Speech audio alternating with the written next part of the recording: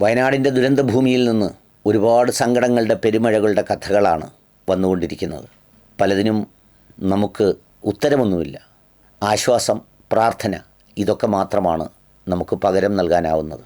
ഒരു കുടുംബത്തിലെ 18 അംഗങ്ങളും ഒരുപോലെ ജീവൻ വെടിഞ്ഞുപോയ, എവിടെയാണെന്നറിയാത്ത സ്ഥിതിവിശേഷത്തിൽ മൺകൂനകൾക്ക് നടുവിൽ, പാറക്കൂട്ടങ്ങളിൽ, പിന്നീട് നദികളിലേക്കുമൊക്കെ അപ്രത്യക്ഷമായതിൻ്റെ കഥകൾ കേൾക്കുന്നുണ്ട്. 8 മാസം പ്രായമുള്ള കുഞ്ഞിനെ കയ്യിൽ കിട്ടിയതെന്നുള്ള നിലയിൽ എടുത്തുകൊണ്ട് എങ്ങനെയെങ്കിലും ജീവൻ തിരിച്ചു കിട്ടിയ ഒരു പിതാവിൻ്റെ വാർത്തകളുമൊക്കെ സാമൂഹ്യ മാധ്യമങ്ങളിലും ഒക്കെ നിറഞ്ഞു നിൽക്കുന്നുണ്ട്. ഇതിനിടയിൽ അവിടെ ഒരു സ്കൂളുണ്ടായിരുന്നു. ആ സ്കൂളിൽ പഠിപ്പിച്ചിരുന്ന ആലപ്പുഴക്കാരനായ ഒരു മാഷിൻ്റെ ദുഃഖം സാമൂഹ്യ മാധ്യമങ്ങളിൽ വന്നിരുന്നു. അദ്ദേഹം ഓരോ മുഖങ്ങളെയും ഓർത്ത് കരയുന്നുണ്ട്. സ്വാഭാവികം. നമ്മൾ സജീവമായി സക്രിയമായി ജീവിച്ചുകൊണ്ടിരുന്ന ഒരു പ്രദേശത്ത് നിന്ന് നാം മാത്രം രക്ഷപ്പെടുകയും ബാക്കിയെല്ലാം അപ്രത്യക്ഷമാവുകയും ചെയ്യുമ്പോൾ നമ്മുടെ മനസ്സിൻ്റെ ഉള്ളിൽ ആ മുഖങ്ങളും രൂപങ്ങളുമൊക്കെ തെളിഞ്ഞു വരിക സ്വാഭാവികമാണ്. അവിടെ നിന്ന് ഒരു സ്കൂളിൻ്റെ സ്നേഹഗാനം ഉയർന്നു കേൾക്കുന്നുണ്ട്. ആ സ്നേഹഗാനം ഈ മുണ്ടക്കൈ മലയിലെ ഒരു സ്കൂളിൻ്റേതാണ്. ആ സ്കൂളിപ്പോൾ മൺകൂനയാണെങ്കിലും ആ പാട്ട് നമ്മുടെ മുന്നിൽ ചില അടയാളങ്ങളായി, ചില ഓർമ്മപ്പെടുത്തലുകളായി ഉയർന്നു കേൾക്കുന്നുണ്ട്. കേൾക്കാമത്.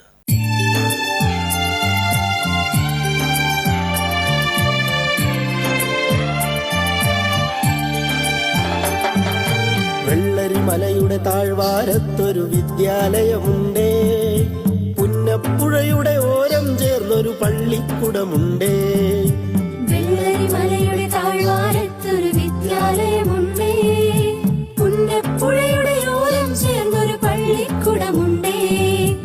ഓടമഞ്ഞിൽ അണിഞ്ഞൊരുങ്ങി നിറഞ്ഞു നിൽക്കുന്നേ, നാടിനുയരായ അറിവിൻ മധുരം പകർന്നു നൽകാനായി, നാടിനുയരായ അറിവിൻ മധുരം പകർന്നു നൽകാനായി.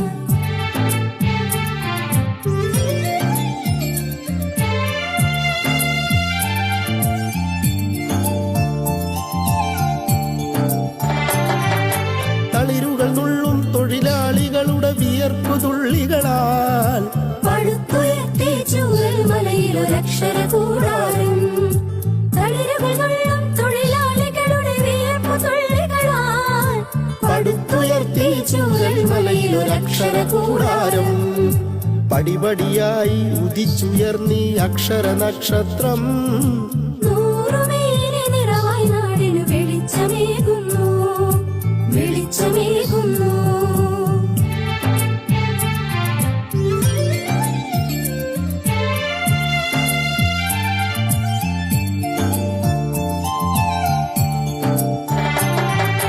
ഹരിത മനോഹര തീരത്തങ്ങനെ ഉയർന്നു നിൽക്കുമ്പോൾ അഭിമാനത്താൽ ഞങ്ങൾ പാടും നിന്നുടെ ചരിതങ്ങൾ.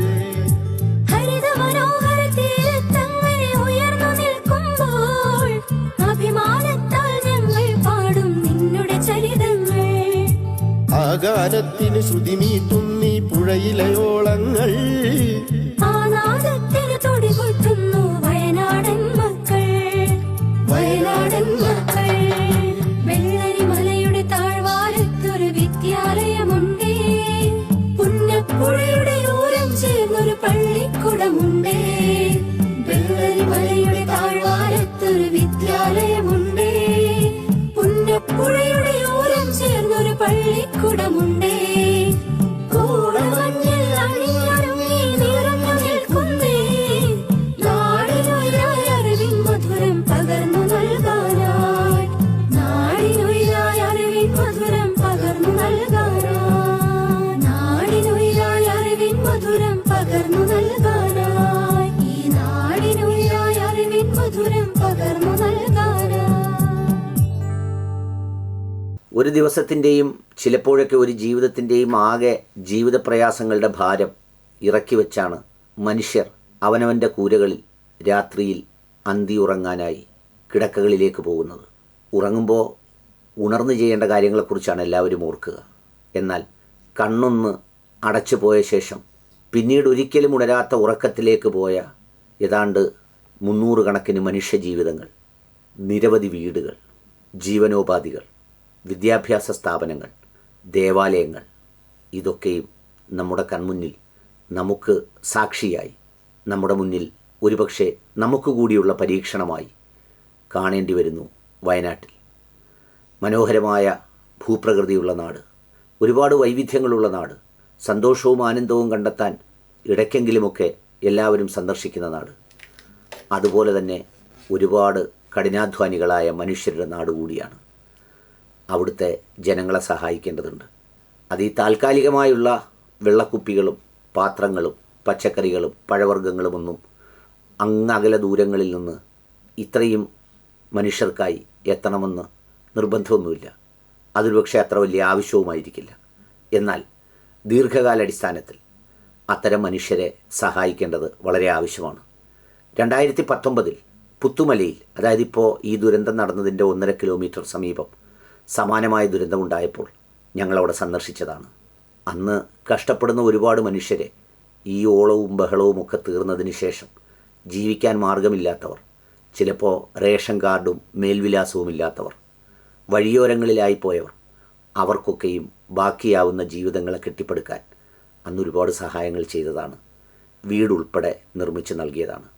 എന്നെ കേൾക്കുന്ന പ്രിയപ്പെട്ട പ്രേക്ഷകരോട് ഈ സ്നേഹം വയനാട് എന്ന് പറയുന്ന ഈ പരിപാടിയിൽ നിങ്ങളെക്കൊണ്ട് കഴിയുന്ന സാമ്പത്തിക സഹായങ്ങൾ ചെയ്യുവാൻ ഞാൻ അഭ്യർത്ഥിക്കുന്നു. സ്നേഹസേനയുടെ നേതൃത്വത്തിൽ എല്ലാ മനുഷ്യരും അടങ്ങുന്നൊരു കൂട്ടായ്മയാണത്. അവർ ഉചിതമായ രീതിയിൽ എല്ലാവരും ചേർന്ന് ലക്ഷ്യസ്ഥാനത്ത് ആവശ്യമെങ്കിൽ നിങ്ങളുടെ തന്നെ മേൽവിലാസത്തിൽ അത് എത്തിച്ചു നൽകുന്നതിന് പ്രതിജ്ഞാബദ്ധരായിരിക്കും. ഈ പറഞ്ഞ സഹായത്തിനായി നമുക്കൊരു പക്ഷേ നാളെ കൈനീട്ടേണ്ടി വരുന്നതിന് മുമ്പ് നമുക്ക് മറ്റുള്ളവരെ സഹായിക്കാം. അതിനേക്കാൾ സ്ഥായിയായ നന്മയുടെ മൂലധന നിക്ഷേപം മറ്റൊന്നുമില്ല. വിശദവിവരങ്ങൾക്ക് അക്കൗണ്ടുകളും ഫോൺ നമ്പറുകളും GPay നമ്പറുകളും ഇതോടൊപ്പം നൽകുന്നുണ്ട്.